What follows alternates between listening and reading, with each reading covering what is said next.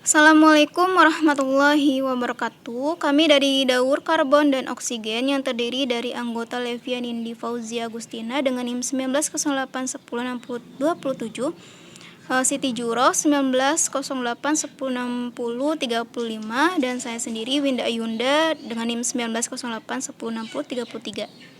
Di sini saya akan menjelaskan bagaimana siklus biogeokimia itu. Siklus biogeokimia adalah aktivitas dalam ekosistem yang merupakan keterkaitan atau ketersambungan antara makhluk hidup dengan lingkungannya, membentuk siklus-siklus pertukaran sejumlah besar material yang disebut dengan siklus materi. Siklus materi ini menyangkut bagaimana aliran atau perjalanan materi yang terdiri dari bahan-bahan kimia dari satu media ke media yang lainnya dalam lingkungan, termasuk media kehidupan. Bahan-bahan kimia yang berputar dalam siklus tersebut diantaranya karbon, nitrogen, oksigen, hidrogen, belerang, dan fosfor. Siklus materi tidak hanya berputar pada lingkungan abiotik namun juga pada tubuh biota. Maka siklus materi ini disebut dengan siklus biogeokimia. Nah, bagaimana sih siklus karbon itu? Siklus karbon merupakan satu di antara siklus materi yang terjadi di ekosistem global atau biosfer ini.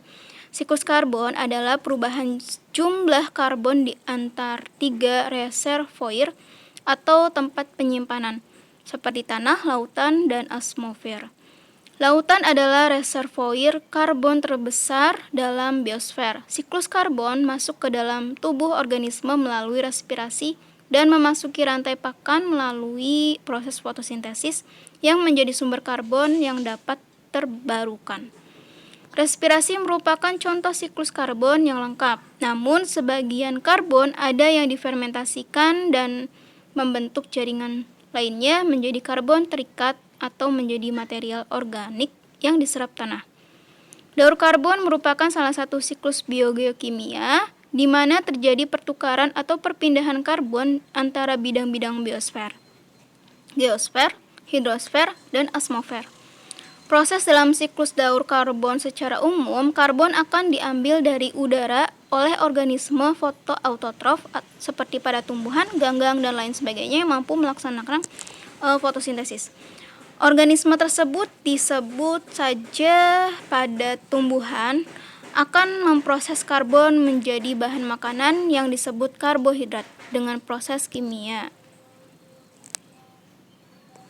Introduction, dikatakan laut sebagai reservoir karbon terbesar dalam biosfer karena aktivitas fotosintesis ganggang merupakan fiksasi senyawa karbon yang sangat dominan dalam air.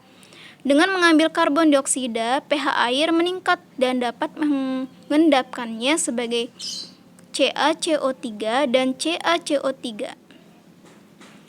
MgCO3.